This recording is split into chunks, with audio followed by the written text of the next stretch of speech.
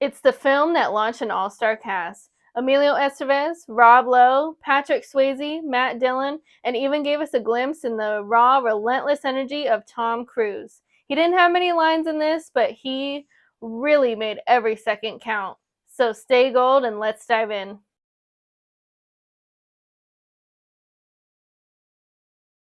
We are in the fourth episode of this Tom Cruise series where we look at his career from start to present, and today we are looking at the 1983 movie The Outsiders.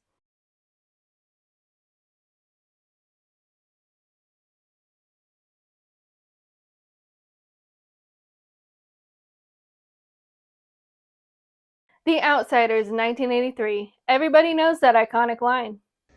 Stay gold, pony boy.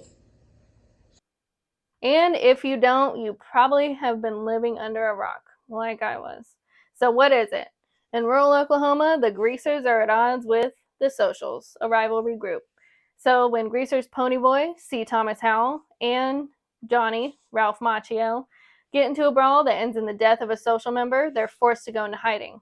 Soon, Ponyboy and Johnny, along with the intense Dallas, Matt Dillon, and their other greaser buddies must contend with the consequences of their violent lives. While some greasers try to achieve redemption, others meet tragic ends. There are various aspects of this movie, and of course, that was the summary of it, but this is focused on Tom Cruise. It's in the title. So, we got to look at his performance mainly. So, he doesn't have very many lines in this movie. He's in the background a little bit, and I gotta be honest, this was my first time seeing it. I know. I'm pretty ashamed to admit that. And it's fucking crazy. I haven't seen it before. I love 80s movies. I love movies exactly like this. But full transparency, this was my first time seeing it.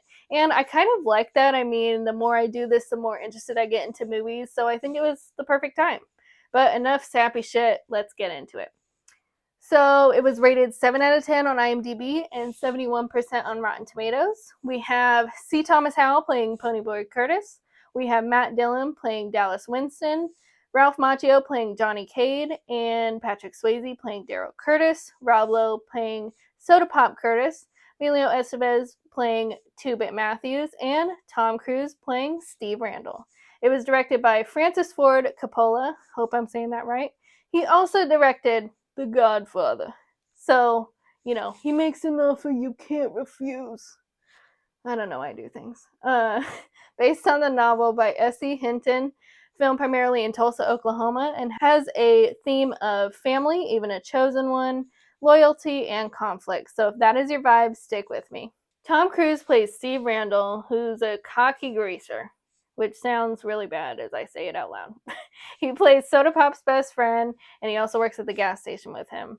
Like I said, he doesn't have many lines in this, but his loyalty to his friends, or family as he probably would call it, is very important, and you can see that in the film. S.E. Hinton's Outsiders, he describes Steve Randall as cocky, intelligent, and a skilled greaser. And he's tall and lean, known for his thick hair, which he makes into swirls with his comb. So, you know, he cares for his friends so deeply, and we are going to take a look at one of his first appearances where you see that. And there are spoilers ahead. I will say that each and every single time, because I don't want someone to get mad at me. There are spoilers ahead if you are like me, living under a rock and have never seen this movie. So, I'll explain scenes and such as we go through this, but let's take a look at one of his first appearances. So we're very early in the movie. We see Ponyboy walking along, and he's all alone. He gets jumped by some socials. So, these greasers are going after him. They get pissed off. They want to protect their own. So here we see Tom Cruise beating him up.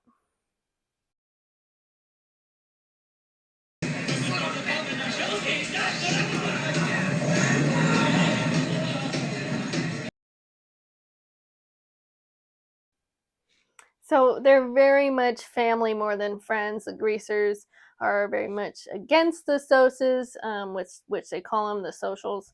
And of course, Tom Cruise being dragged here was kind of funny to me, just hanging on for dear life. I thought it was funny. So let's look at the next one. It follows directly after this. So they walk away after the Socials drive off, and Steve Randall confronts Ponyboy about walking alone. What are you doing walking by your lonesome on the street, huh? It's none of your business, Marty. What do you mean none of my business? It is my business. Look at my nose. I feel like this is the most animated he gets. I mean, he's obviously angry in fights and things like that, but he's obviously angry with him for walking alone and getting beat up in the face. So, there's not many lines for his character, so that's what we see here. And he does something random after they're walking away after calming down, so I think it's pretty funny when they go their separate ways. Check this out, buddy.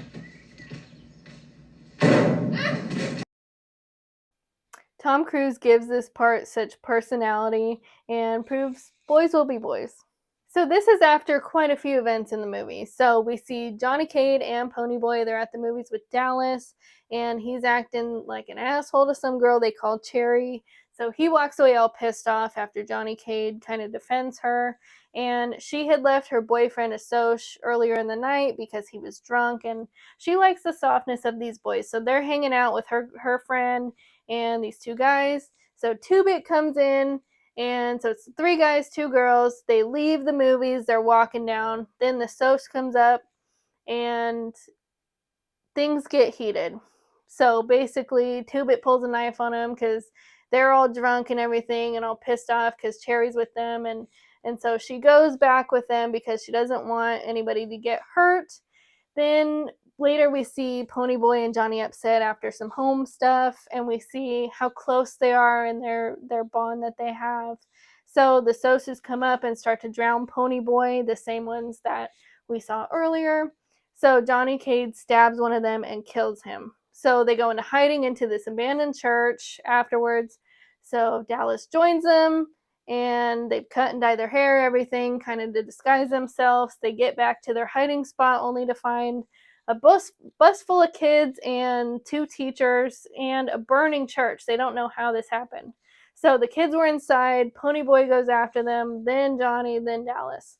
And Johnny gets really badly burned, and they're seen as heroes when they get back to town. So that's a long, long explanation if you haven't seen the movie. So I got to fill you in on these scenes, though, because obviously it ties into Tom Cruise's scene. So let's look at Tom Cruise's scene here. Hey, tell me, Ponyboy, what's it like being a hero, huh? Or what? A hero, man, like a big shotty. Bear. He's pretty adorable, honestly. He has this calm sense versus the one that we see in Dallas. So he, Daryl, and Soda Pop are like the calmer ones compared to Dallas. And they still like to fight, don't get me wrong, but they protect their own. That's for dang sure. Also says how you saved them kids, Ponyboy. Had they burned death hadn't been for you. So, he kind of calms him down because Ponyboy's really upset that Johnny's in the hospital and everything. So he's saying, these kids would have died if it wasn't for you. After we stomp the socials real good, me and Steve are gonna throw a party and everyone's gonna get ripped. So not totally calm and gentle there. I mean, they're talking about they're going to get in this fight with the Socias because everybody's back now. So they're going to have this big brawl. And he's like, you know what? We're going to party afterwards, and gets all excited. So still likes a good fight and everything. So let's look at the last one. So they're going to fight the Socials now, and we see Tom Cruise run again.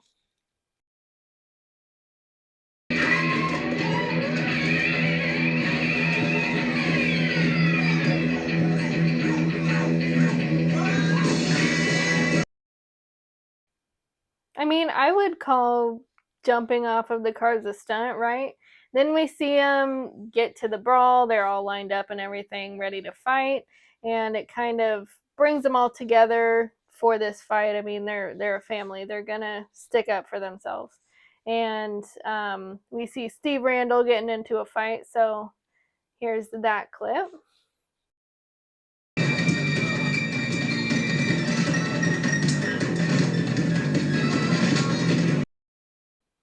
So there you have it, Tom Cruise's scenes. Now, I think the iconic line, "Stay Gold, Ponyboy," is such a breathtaking scene, and that happens after this.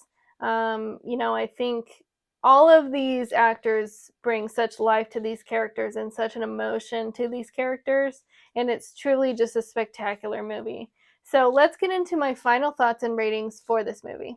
I want to do a rating segment at the end of each video, so basically I'm looking at his performance, the film itself, and then Cruisisms. So his performance, I would give 8 out of 10 cruise missiles. I think he did a great job. He didn't have very many lines, but he expressed himself in all the right ways. For the film itself, I would give 10 out of 10 cruise missiles. I think it was so great. I mean, we had such a great cast to see in this movie, and they gave all of themselves into these roles. They poured their all into these roles. They had that tough exterior, but such emotional scenes. So all around, they did a fantastic job. Cruisisms. Did he run in the movie? Yes, he ran in the movie. He ran in the beginning of the movie and at the end of the movie. Did he do a stunt? Yes, I would say flipping off of cars and doing that shit. I mean, I can't do it. So, yeah, that's a stunt to me. If you think of any more Cruisisms, please leave a comment below. I'm always looking for more. My final thoughts on this movie are I really enjoyed it. I must have been living under a rock this whole time because why haven't I ever seen this fucking movie? Honestly, it's such a fantastic movie. If you haven't seen it, go watch it. Tom Cruise did a great performance, and I love seeing him along this all-star cast. I think that it's very easy in those kinds of movies where they have an all-star cast to have high expectations and get let down. That does not happen here one bit. What do you think? Did you like his performance in this movie? Let me know in the comments below, and don't forget to like and subscribe. Next, we are looking at the 1983 movie Risky Business, so stay tuned.